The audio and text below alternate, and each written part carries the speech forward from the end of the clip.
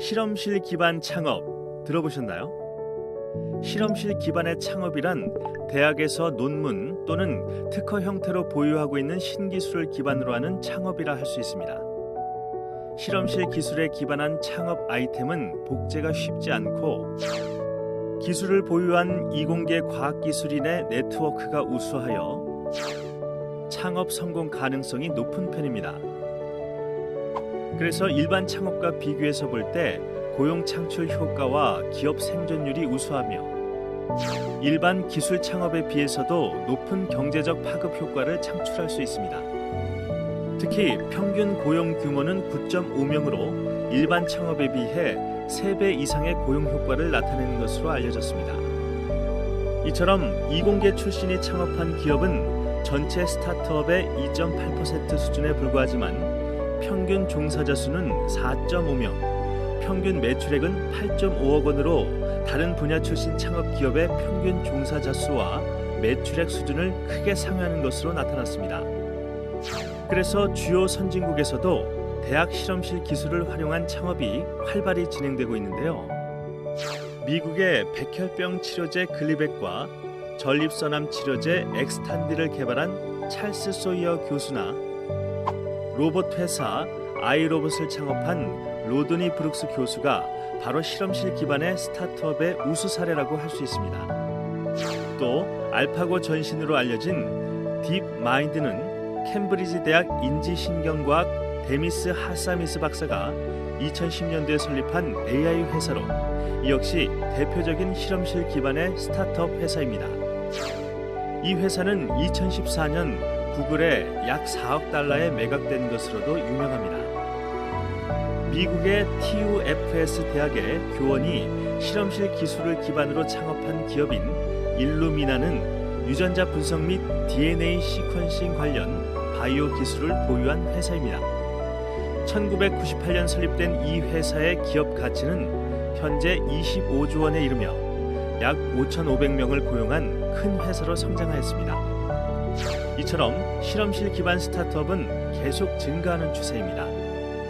특히 대표적인 미국의 연구 중심 대학인 MIT의 동문 100명당 창업 기업 수는 1970년대 6.9개에서 2010년대 18개로 2배 이상 늘었습니다. 또한 세계 최고 연구 중심 대학인 스탠퍼드 대학 출신도 2016년도 39,900개를 창업해 연매출 2조 7천억 달러를 올리고 있습니다. 한국에서는 실험실 창업이 제약 바이오 업계의 성장 동력으로 떠오르고 있습니다. 국내 바이오 중소벤처기업의 창업 형태를 살펴보면 제약사 등 기업 출신이 727곳으로 가장 많았고 그 뒤를 이어 대학 창업이 180곳이며 그 다음으로 바이오 중소벤처기업에서 근무 후 창업하는 순으로 나타났습니다. 사실 그동안 한국에서는 이공계 대학원생들의 창업은 취직을 하지 못하면 하는 것이라는 인식이 존재했었습니다. 그러나 최근에는 대기업들도 적극적으로 이공계 기술 인력들에 대해 스타트업 창업을 지원하고 있습니다. 대표적인 사내 벤처 프로그램으로 삼성전자 C랩, SK하이닉스 하이게라지, LG전자 LGE 어드벤처 등이 있습니다. 이들은 모두 기술 기반 창업 활성화에 앞장서고 있습니다. 이처럼 최근 이공계 출신들의 대기업에서의 억대 연봉을 포기하고 스타트업을 창업하거나 CTO로서 공동 창업자가 되는 케이스가 많아졌습니다. 이들이 안정적인 대기업을 포기하고 창업을 선택하는 이유는 무엇일까요?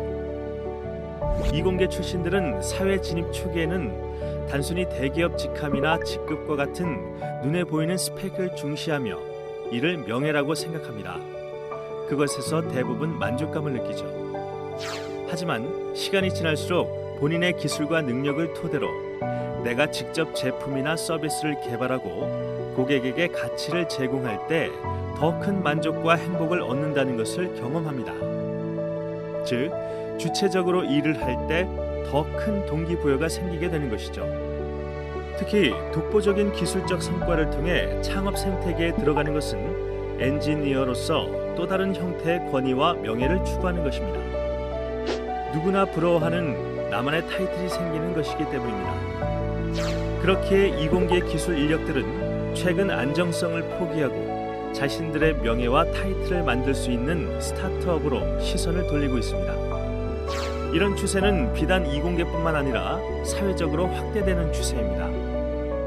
이전에 비해 대기업이나 안정된 직장에 취업을 원하는 사람들보다는 자신의 장점과 실력을 바탕으로 좋아하는 일을 할 수 있는 직업을 찾는 사람들이 늘어나고 있습니다.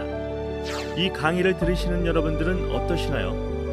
여러분들은 미래 어떤 자리에서 어떤 역할을 하고 계실 것이라 생각하시나요? 장기적인 관점에서 본인 능력의 가치를 극대화할 수 있는 방향을 고민해 보시기 바랍니다.